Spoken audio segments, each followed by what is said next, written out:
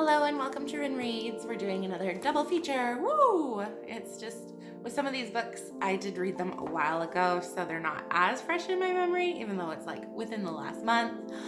So, especially because they're such short books, it's easy to combine some of them into reviews. So we'll start with 12, Keeping Secrets. What can I say? I thought that there was a lot of ridiculousness happening, but then again, they are 12 years old. I have to keep reminding myself that in twins they're 12. So a lot of things that I think are ridiculous, they're 12-year-olds. Oh my goodness, it's that time of life where you start to hit puberty and emotions are happening and feelings are happening and changes are happening and everything is over dramatic and ridiculous. So I have to remember that when I'm thinking about the characters in the plot. So basically, in Keeping Secrets, Jessica and Elizabeth's dad has taught them a secret language. It's kind of like Pig Latin, but it's not Pig Latin. So I don't know if it actually is a real language. If anyone has actually ever heard of Ithic, please let me know in the comments below. I don't know it. Like, I've heard of Pig Latin. But this one, no, never heard of it growing up. I've heard of Pig Latin, double Pig Latin. That's it. So Carolyn Pierce overhears something, and of course she's a gossip, so she spreads it around school. Lila finds out that Jessica has this secret language, and so of course, being Lila, she's all overly dramatic and is like, we can't be friends if you keep secrets from me, which every family has secrets. Like, I don't understand, because Amy even gets in on this with Elizabeth. So I really don't get how Amy and Lila are so crazy, like, and I mean full on crazy about the fact that they are keeping a secret that their dad has asked them to keep. Like, it's not like they're being ridiculous.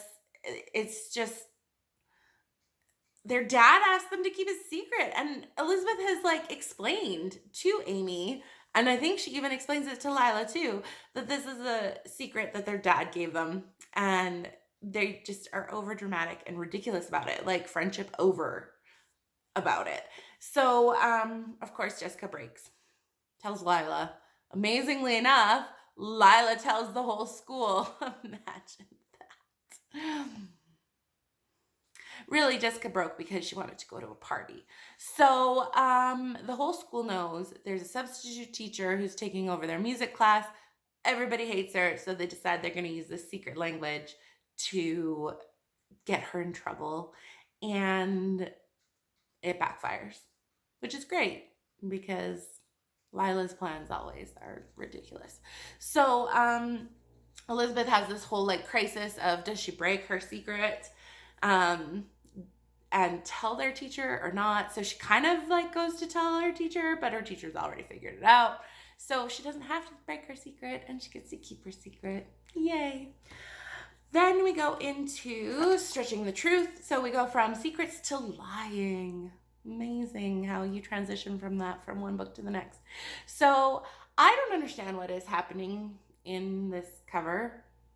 I don't know who these people are supposed to be, because that looks like Jessica, not Mary. And this book is really about Mary. I mean, Jessica and Elizabeth are in it, obviously, but it's really about Mary. And so remember Mary from earlier, she had latched onto Mrs. Wakefield and then found her long lost mother. Well, now her mother has gotten remarried and Mary has a stepdad. And so she thinks her stepdad is lame, and she hates that her mom is spending all of her time with her stepdad. So basically, Mary's been kidnapped before, lost her mom, took years to find her again, and now she feels like she's losing her mom again. So she starts making up all of these lies to get out of hanging out with her friends so that she can be with her mom. And then she's also really embarrassed about her stepdad. So she makes up all of these lies about her stepdad, and they just kind of get out of hand because she's stretching the truth. And in the end, it all works out. So basically the big thing is she tells them all that her stepdad has bought a boat, and it's actually a tugboat.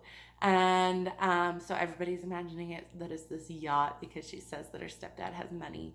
It's ridiculous. Anyways, so in the end, they have this party on the tugboat, and it goes really well, and everybody thinks it's so cool and so vintage and so awesome, but it all works out in the end anyways. It's amazing how that continually happens in the Sweet Valley books.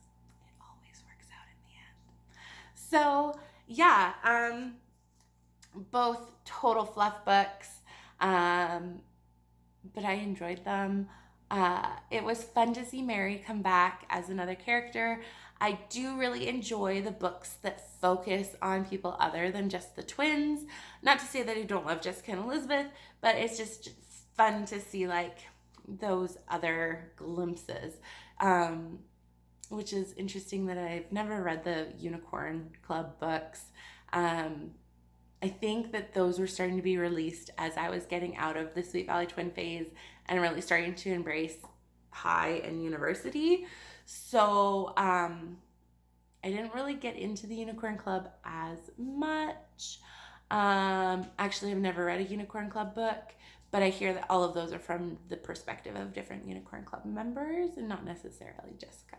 So it might be interesting to try and find some of those eventually, but for now, I'll just enjoy the books that are from other characters' points of view.